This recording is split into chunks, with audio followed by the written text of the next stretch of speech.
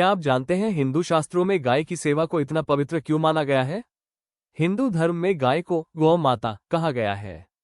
ऋग्वेद, यजुर्वेद, अथर्ववेद और पुराणों में गाय को समृद्धि, करुणा और धर्म का प्रतीक माना गया है। मान्यता है कि गाय की सेवा मात्र से व्यक्ति के जीवन के तमाम संकटों का अंत हो सकता है।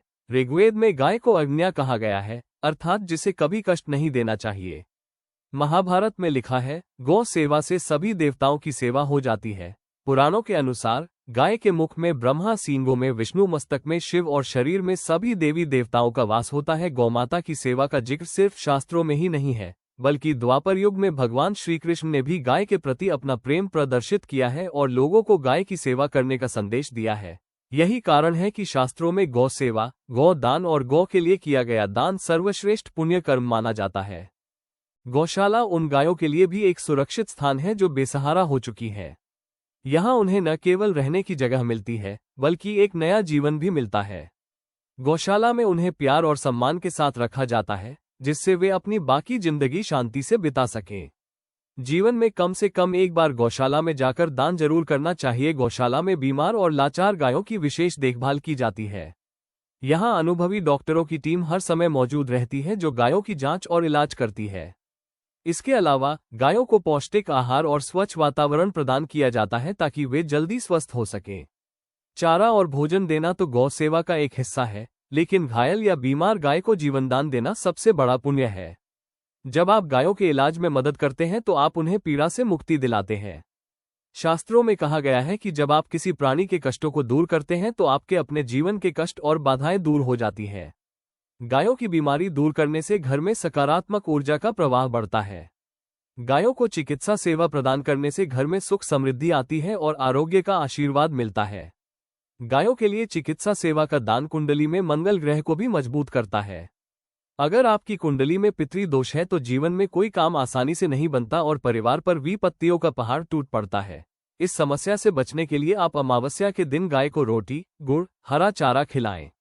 अगर आप रोजाना गाय की सेवा कर सके तो और भी बेहतर है। इससे पितृ दोष दूर होने के साथ अन्य ग्रह भी शांत होंगे। गौशाला में किया गया दान न केवल पुण्य फल देता है, बल्कि व्यक्ति के दुर्भाग्य को सौभाग्य में बदलने की शक्ति भी रखता है। गौशाला में गायों के पीने के लिए पानी की टंकी बनवाना या जल की व्यवस्था करना बहुत बड़ा पुण्य है। इससे कुंडली में चंद्रमा और शुक्र मजबूत होते हैं।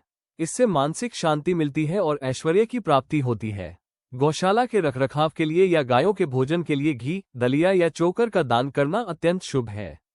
ये दान आपके संचित कर्मों के पापों को नष्ट करता है और लक्ष्मी जी के आगमन का मार्ग प्रशस्त करता है।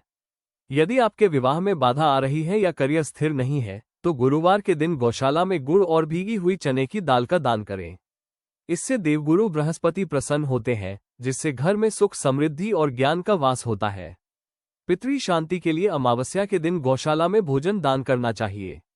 इससे पूर्वजों का आशीर्वाद मिलता है और वंश वृद्धि होती है। यदि संभव हो तो दान की वस्तुएं केवल वहां रख न आए, बल्कि अपने हाथों से गाय को खिलाएं। गाय की जीभ जब आपकी हथेली को स्पर्श करती है तो वह आपके दुर्भाग्य को चाट लेती है।